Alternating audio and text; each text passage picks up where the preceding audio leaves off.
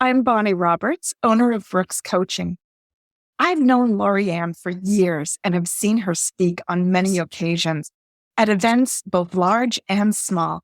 So I knew from experience that she's an expert on public speaking. When I saw the announcement for the Signature Speech Program, I was excited for the opportunity to learn from Laurie-Ann how to craft my signature speech. From the first meeting, I knew that my investment was money well spent. It was just truly an amazing experience that is propelling my business forward in ways that I never expected. So thank you, Laurie-Ann, for your wisdom and support. I'm excited for the future. So if you're on the fence about enrolling for Laurie-Ann's signature speech program, I say just jump off that fence now and enroll today. You won't regret it. Welcome to Be in Demand. If you're a coach, a consultant, or a service provider, and you're tired of the slow business growth, well, you are in the right place. I'm Laurie-Ann Mirabito, your host and guide, here to show you how to harness the power of speaking opportunities to amplify your business, position yourself as the go-to expert, and turn your expertise into income. Ready? Let's dive into today's episode. I have been hearing a lot of people ask me different questions because they realize I'm a podcaster and I'm also a speaker. I come from the professional speaking world, and 4 years ago, I decided to start my own podcast. And I want to share with you how the two are really helping each other. My podcast helps with me getting on more stages and more speaking opportunities. And those speaking opportunities are helping to grow my podcast audience, to increase my downloads, which is just telling me that I am reaching more people. First one, which is it really expands your reach. If you're a podcaster and you decide to start using the stage, that stage, those are so many more people who said yes to being in your audience because they're interested in the topic and the problem that you solve. If you mention your podcast, they're going to start listening to your podcast.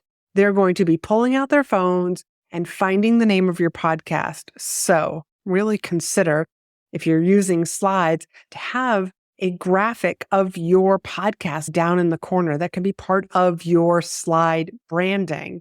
And even if you are attending a conference, letting people know while you're networking about your podcast, it's just going to increase your authority on your topic, which is actually number 2. It's establishing yourself as an authority.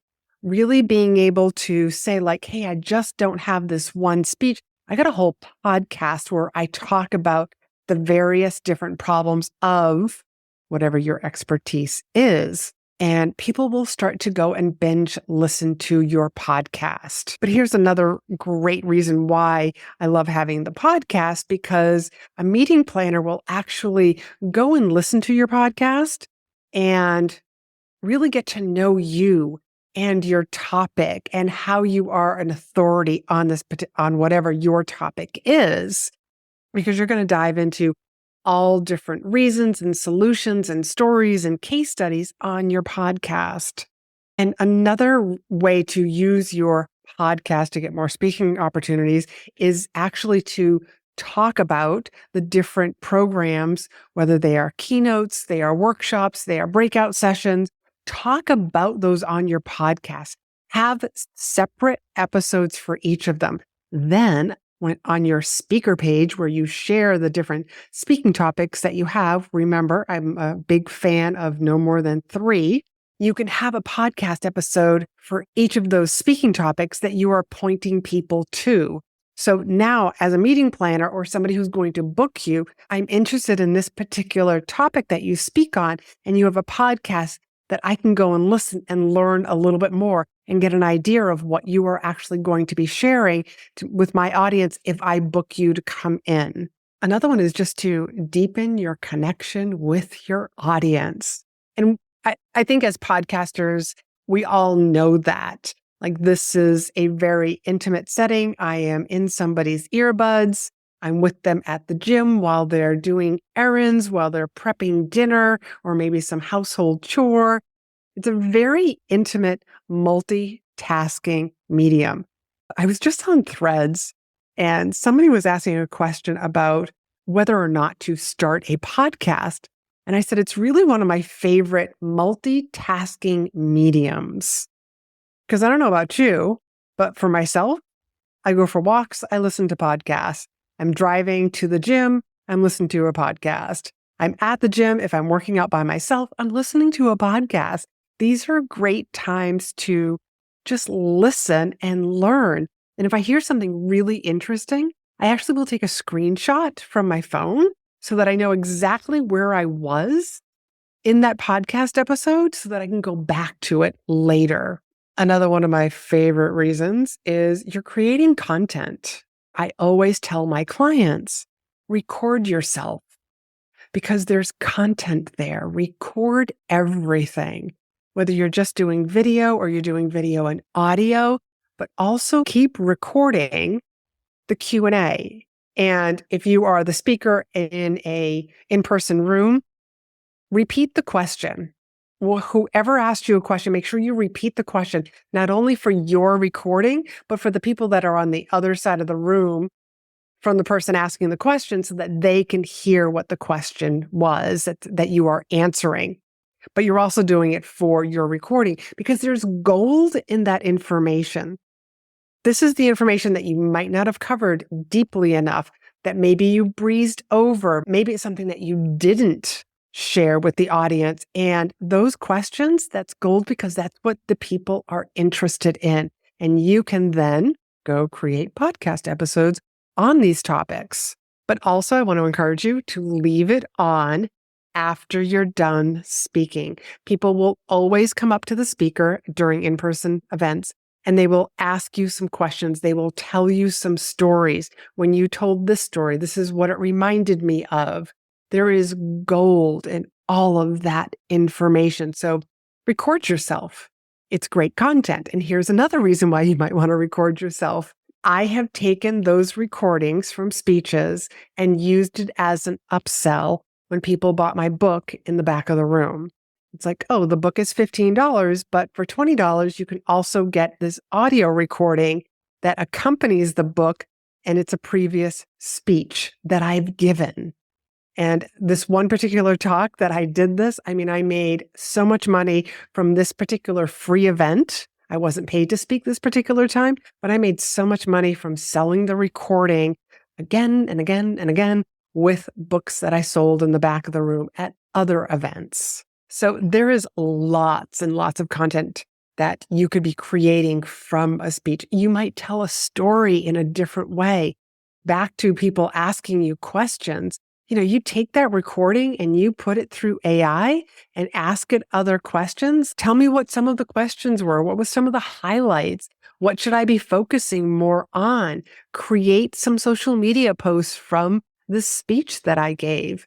There is so much that you could be doing with that transcription. Also, as a podcaster who is leveraging speaking opportunities, is going to improve your speaking skills. Now, if you thought having a podcast was increasing and improving your speaking skills, just wait till you start speaking on stage. I can speak from experience that as a professional speaker, and then I started a podcast. It was hard because I hadn't done any podcast recording reps. And the same is true for somebody who's just a podcaster. Once you start using stages to grow your audience, to grow your brand, you haven't done a whole lot of reps. So be graceful with yourself while you are learning. But both of these skills, podcasting and also speaking on stages, these are wonderful communication skills. They are never going to be wasted skills by any means. If anything, they're going to improve each other. You're going to be more comfortable when you're presenting on stage.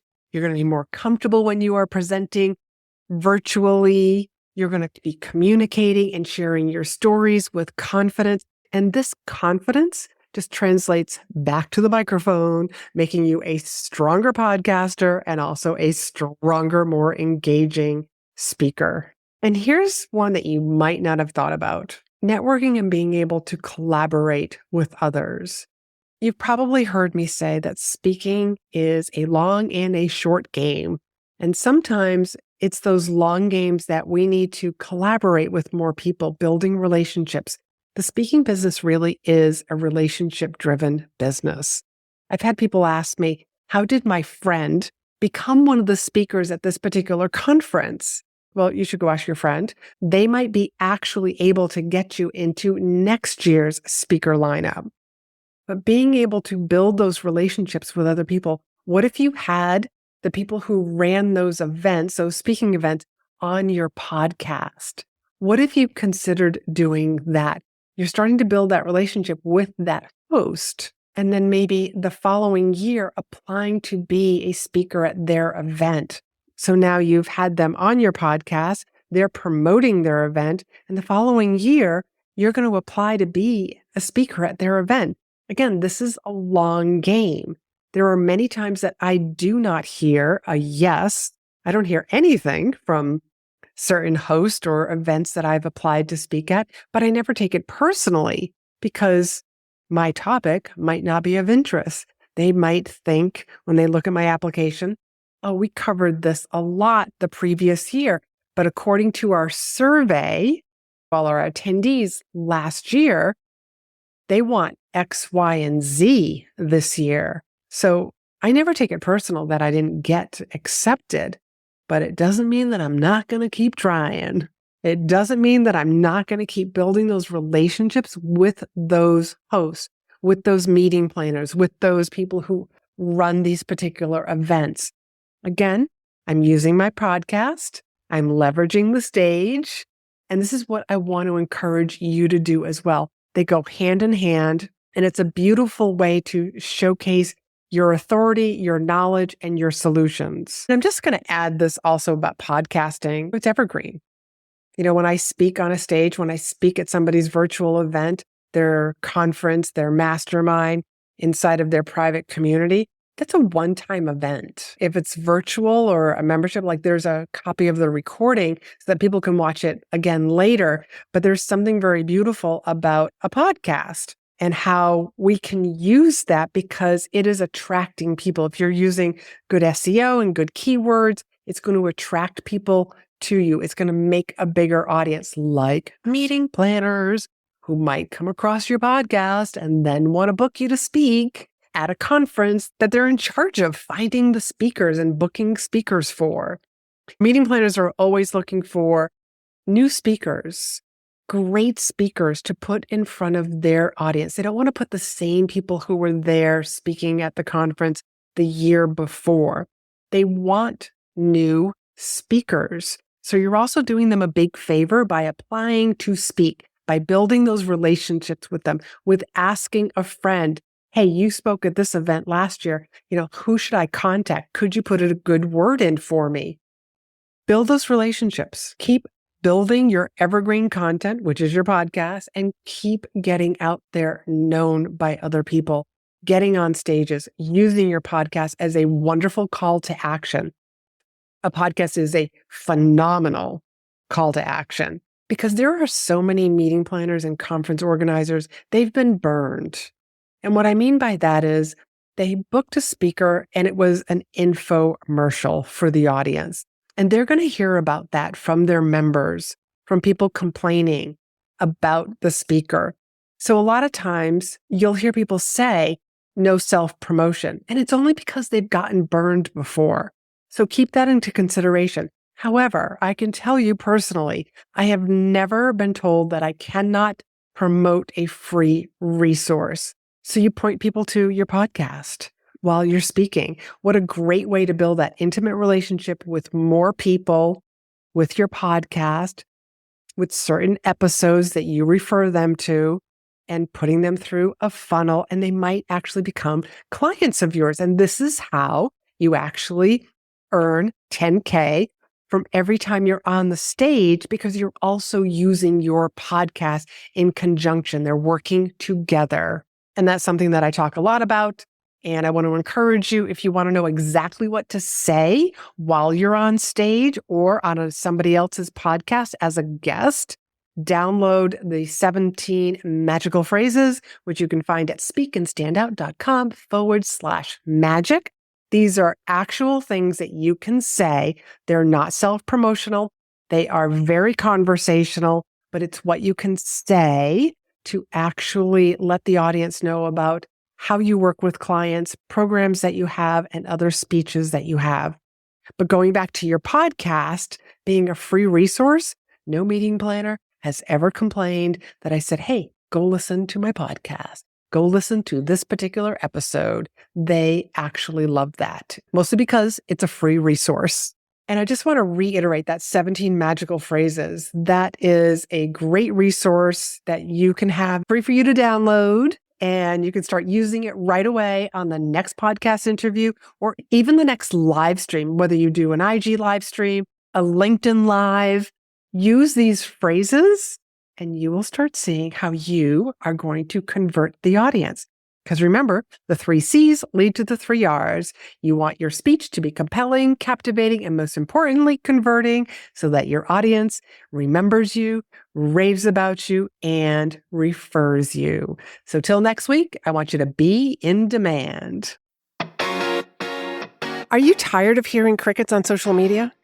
Wondering where to get seen by the right people?